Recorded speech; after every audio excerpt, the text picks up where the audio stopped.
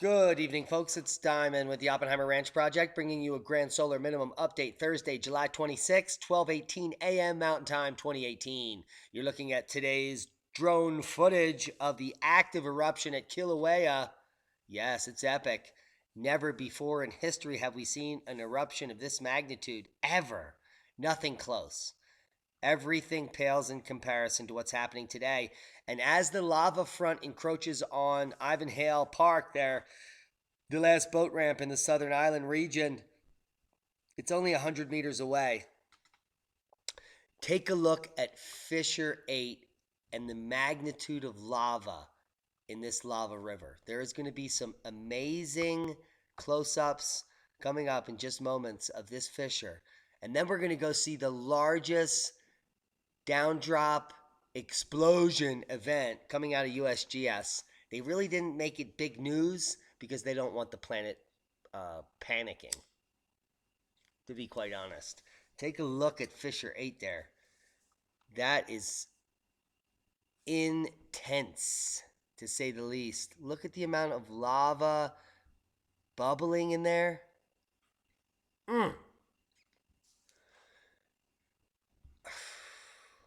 This baby's just getting started, is what it looks like. Let's go back to the beginning. Keep your eye on the prize right here. You're going to see it revealed to you. Major landslide, major caldera collapse event, enlarging the caldera. You can see the shock wave. Boom. Absolutely amazing watching the glory of Mother Nature and her power. Boom. Yeah, just like that. Whoa. Major flooding is occurring in parts of Pennsylvania, and rivers continue to rise in the mid-Atlantic. Check out muddy brown floodwaters in Spring Creek flowing beneath the Sky Rush roller coaster painted yellow and the Comet roller coaster at Hershey Park. These are things of my childhood. And the river looks like it's filled with chocolate, so it's really not a problem. However, it is a problem. The park closed Monday and Wednesday this week. Heads up to the Hershey family and their fortune.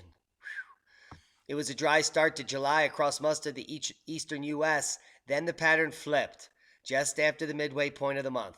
In recent days, waves of rain, often torrential, have drenched the mid-Atlantic and Northeast. Pennsylvania has been hit particularly hard by this rain as well as the subsequent flooding. As many as 8 to 10 inches of rain have been recorded across parts of PA and into northern Maryland over the past week. Places that saw a desert-like start to the month with 17 consecutive days of not a drop have now seen 3 days with 3 or more inches in the last week. Heads up, Baltimore. These are record flooding events. They even have pictures here of flooding stranding a groundhog on a fence. Can you believe it? Can you believe this color? That means 10 to 15 inches of rain in this line, and that is a ton of rain.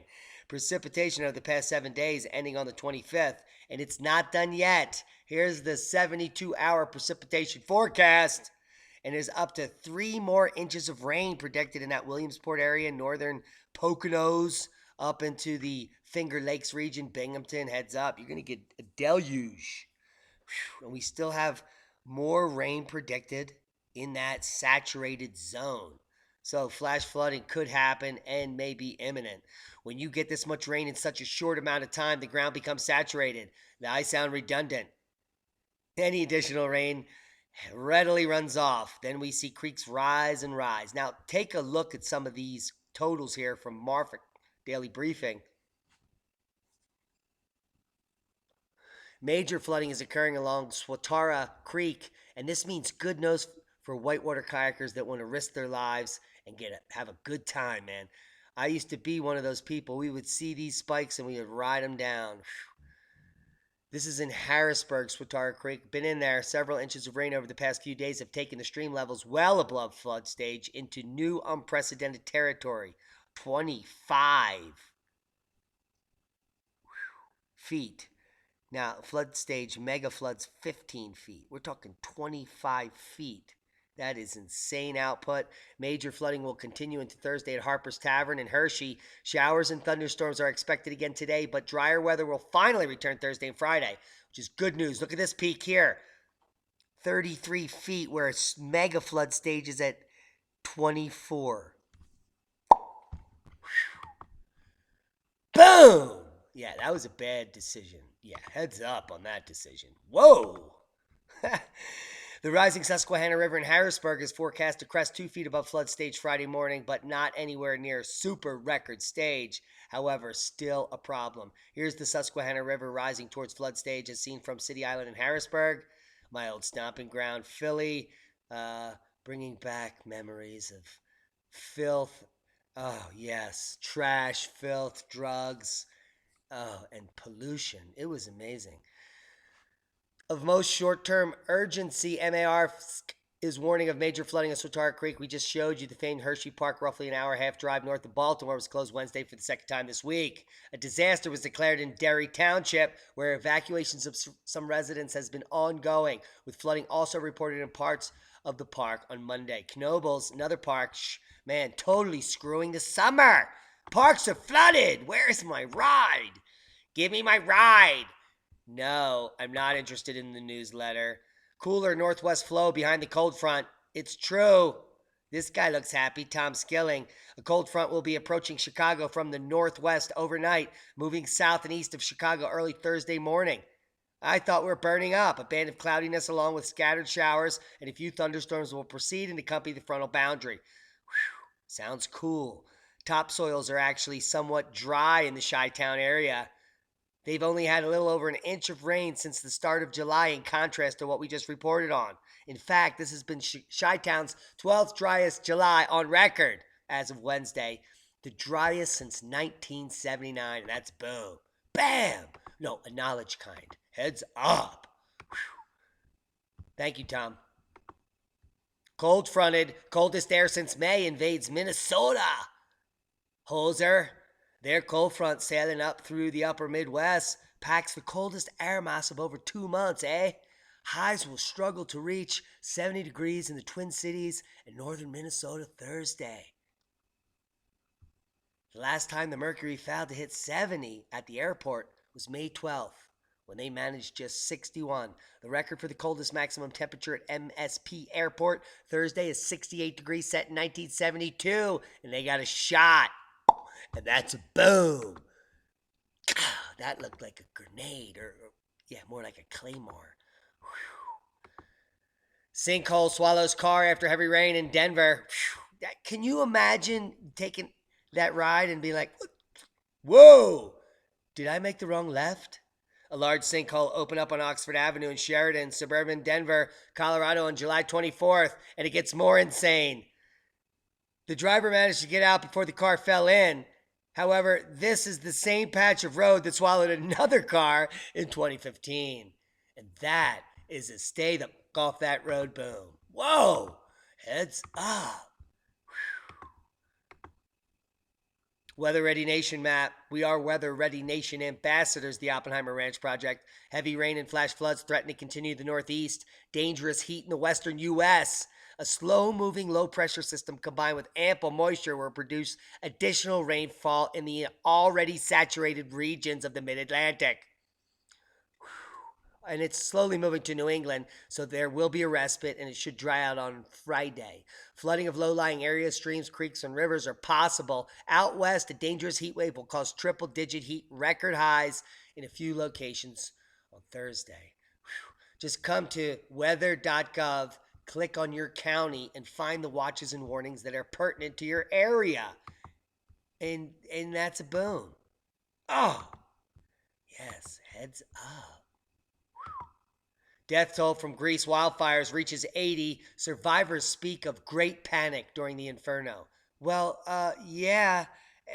26 people were found huddled to death, charred on the beach. I would say that's time to panic. Deadly wildfires scorching, literally scorching Greece.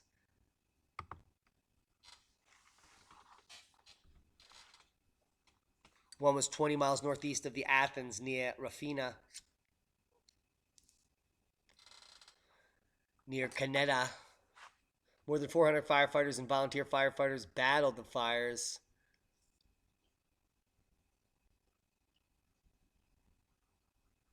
And to add insult to injury, this area already hit by economic downfall. And now death and mayhem. Torched cars, charred farms and forests. And it is absolutely nasty in Greece. Send some prayers there. The death toll from the firestorm that swept through the seaside resort town near Greek capital climbed to 80 people Wednesday as harrowing stories of surviving the Inferno began to emerge. The Greek fire brigade said the death of a survivor at a hospital has brought the toll to at least 80. The service also received dozens of calls reporting missing persons, and this number will rise. It's unclear if some of them are among those found dead. The two largest wildfires, one 20 miles northeast of Athens near Rafina and the other 30 miles west of the capital of Canada, broke out Monday during hot, dry summer conditions. The speed which the blazes located northeast of Athens spread took many by surprise, with survivors describing people fleeing to the beaches and swimming out to the sea despite high waves, desperately trying to escape thick smoke and flaming pine cones raining down into the water. That is because of vortexes formed by the burning, sucking up the oxygen at the surface. We reported on the fire NATO, and some of the pictures coming out are absolutely devastating. Here's a firefighter dumping water on his head. We have a dog here stranded on a rock. This tool shed's probably taking a selfie.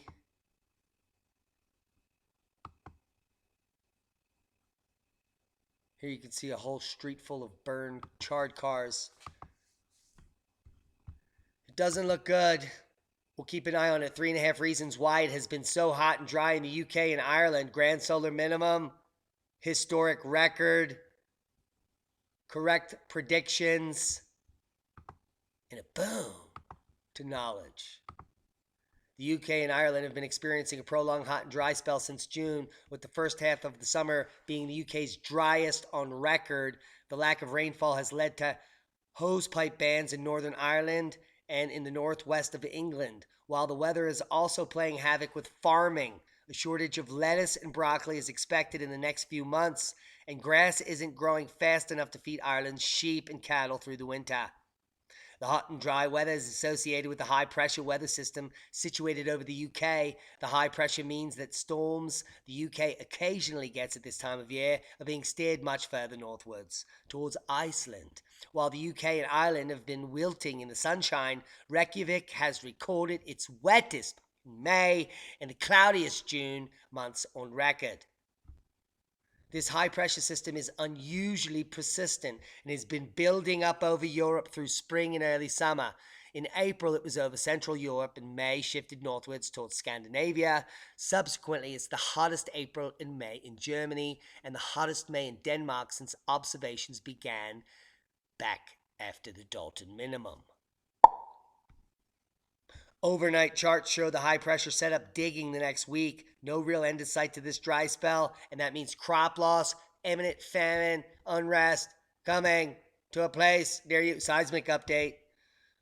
No quakes of note. We're waiting for another large, explosive caldera collapse in the Kilauea area. We have some spreading at the mid-ocean ridges, 5.0 here in the Mauritius region.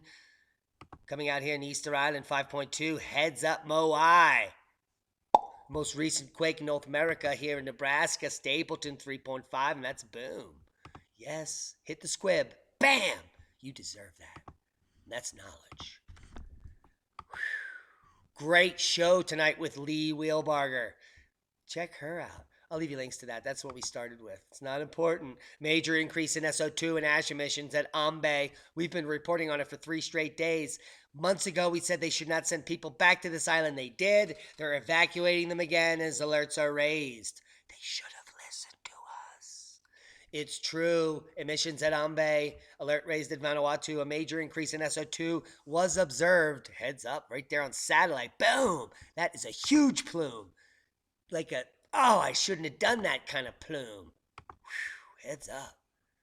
Don't do that. The volcanic eruption on Bay confined its site into Lake Vauvois is consistent with the volcanic alert level 3, the Vanuatu Meteorological and Geohazards Department said July 21st.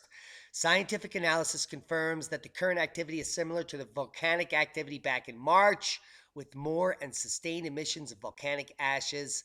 And that means this baby could blow at any moment. A major increase in SO2 and ash emissions was detected over the last few days, with levels similar to those measured in early April when the volcano released more sulfur than any eruption in the past 3 years. There is July 18th, and take a look at the 24th. That's off the chart. Yes, it is. And if you don't believe me, I'm going to open this in a new tab. No, we're just going to click on it. It's amazing. This is coming from Simon Cairn on the Twitter. No, we're not doing it. The danger zone for life safety is now limited to 3 kilometers radius from the active vent, and anyone 4 kilometers radius is an idiot. Totally being rained down on ash and sulfur dioxide, burning their lungs and risking their lives.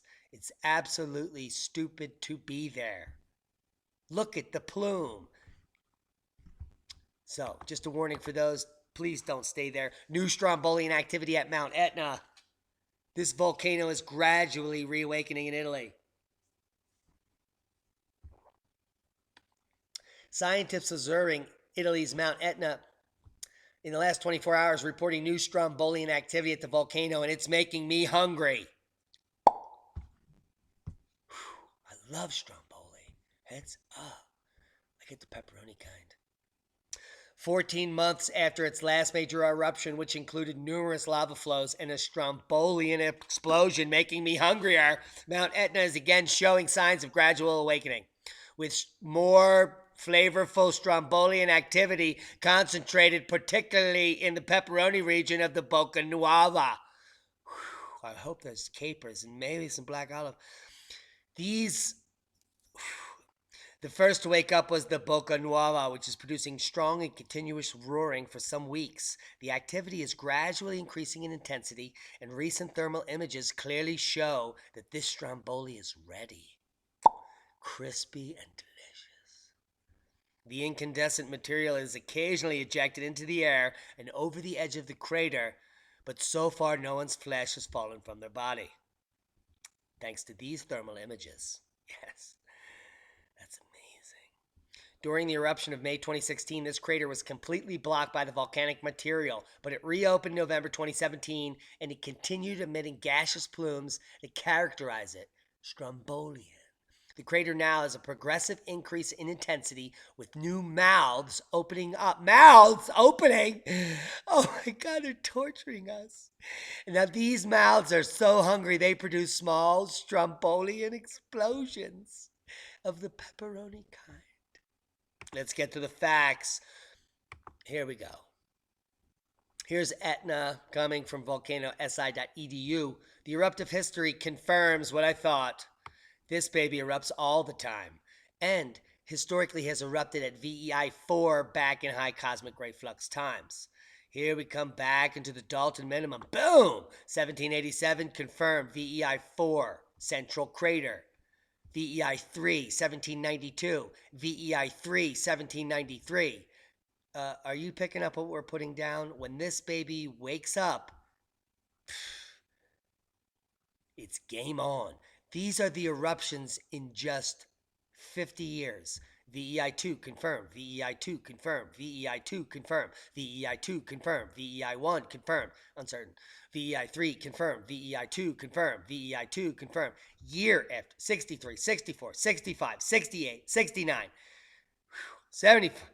This is going to be a show at Etna.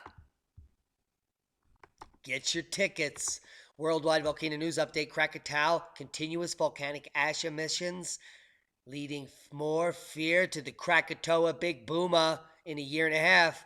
Start preparing now. Learn how to grow food. Stockpile dry goods. We have Reventador, Sabancaya, Abico, emissions at Sabancaya of volcanic ash, an eruption at Abico. Volcanic ash at Reventador. We also have Ducono and Torrealba, as well as Sakurajima. So, you do the math. New study linking warming with disrupted Atlantic flow is complete nonsense. Here we can clearly see global cooling and the shutdown of the AMOC, and that does not lead to global warming, which this article purports that shutting down the AMOC will lead to global increase in global warming. I've seen it all. It's the full gamut of the spectrum of nonsense. And it is sad. It is a sad state of affairs for science in the world. What you're looking at is the most egregious flooding of propaganda into the masses, confusing reality with disinformation that has ever happened in human history.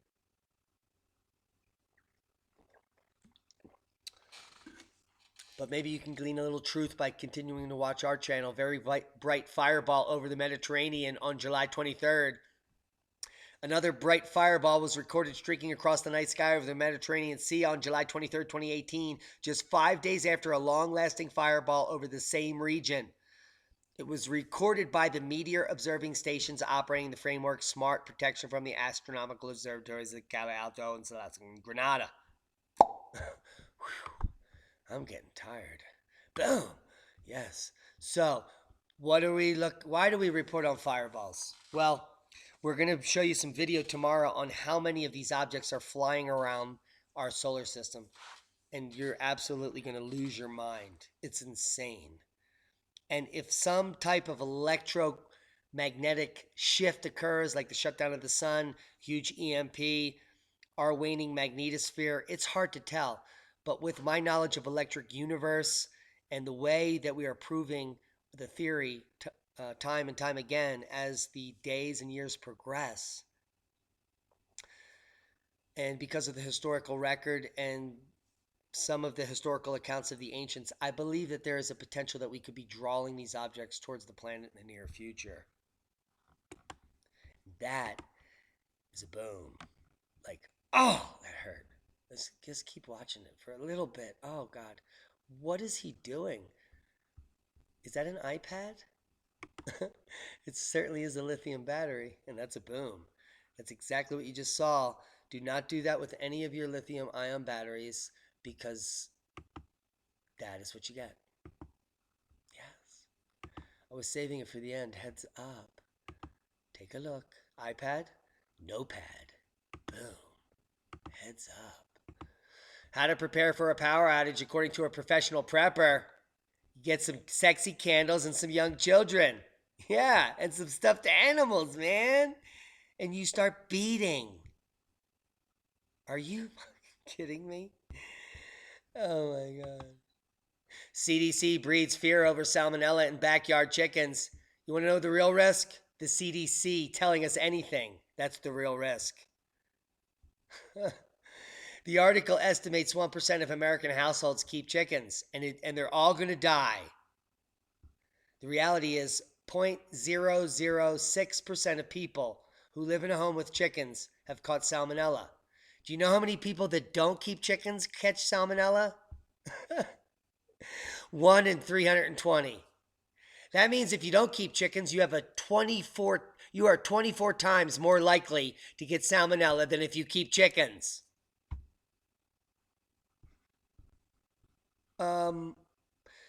So if you never contacted a chicken or keep chickens, you're 24 times more likely to get salmonella than if you have a farm, walk around barefoot, lick pooped eggs, and have pigs like us. And stick your finger in your mouth. Boom! So, keep buying eggs from the supermarket, kids, and you'll continue to be sick. Guys, I hope you got something out of the video, and I hope it didn't ruin your day. The life that you know is about to change forever. You should be preparing for it. Governments are not going to warn you. This is a catastrophic shift in the empire. I hope you listened to the show with Lee Wilbarger and new up-and-coming atmospheric scientist Chris Martz, Ice Age 2050. It was amazing. The conversations we had will blow your mind, and they might scare the bejesus out of you. but it's important you know this information, you share it with those you love. These are the facts. This is the cutting edge of science. We are not holding anything back because we want you to be ready to survive and thrive in the changing times. There's no one who can predict how it will unfold. The truth is, it will unfold. And we love each and every one of you, and we want you to join us on our journey to survive and thrive in the future by sharing knowledge in the grand solar minimum. Be safe, everybody.